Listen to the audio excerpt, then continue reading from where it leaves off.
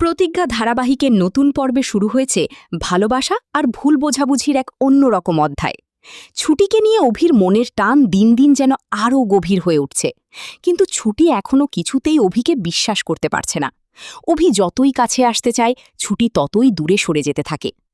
একসময় অভি ছুটিকে শান্তভাবে বোঝাতে চেষ্টা করে যে সে অন্যদের মতো নয়, সে সত্যিই ছুটির পাশে থাকতে চায়। কিন্তু ছুটি সাবিত্রীদির কথা মনে করে বারবার অভিকে সন্দেহ করতে থাকে। অভির খুব কষ্ট হয়, কারণ সে বুঝতে পারে নিজের অনুভূতি সত্যি হলেও ছুটির মনে এখনও ভয় আর অনিশ্চয়তা রয়ে গেছে।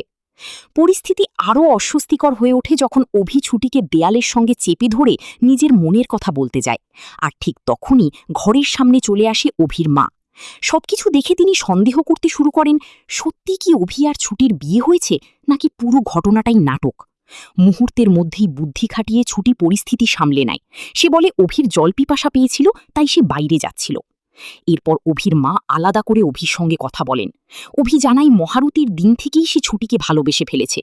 পরীকে হারানোর পর আর কাউকে হারাতে চায় না সে, তাই সব বাধা উপেক্ষা করেই ছুটিকে বিয়ে করেছে। ছেলের কথা শুনে অভির মনের কষ্ট বুঝতে পারেন তার মা। অবশেষে তিনি এই সম্পর্ক মেনে নেন এবং ভাত কাপড়ের অনুষ্ঠানের আয়োজন করার সিদ্ধান্ত নেন। পরের দিন জমজমাটভাবে শুরু হয় ভাত কাপড়ের অনুষ্ঠান। সবাই মিলে নতুন বউ ছুটিকে নিয়ে আনন্দে মেতে ওঠে। কিন্তু রাত বাড়তেই শুরু হয় নতুন টেনশন। ফুলসজ্জার জন্য সুন্দর করে সাজানো হয় ঘর, আর সেই ঘরে ঢুকতেই ভয়ে কেঁপে উঠে ছুটি। সে কিছুতেই বুঝতে পারে না এখন কি হবে। অভি ঘরে এসে স্বাভাবিকভাবে কথা বললেও ছুটি ভয়ে মেঝেতে শুয়ে পড়ে।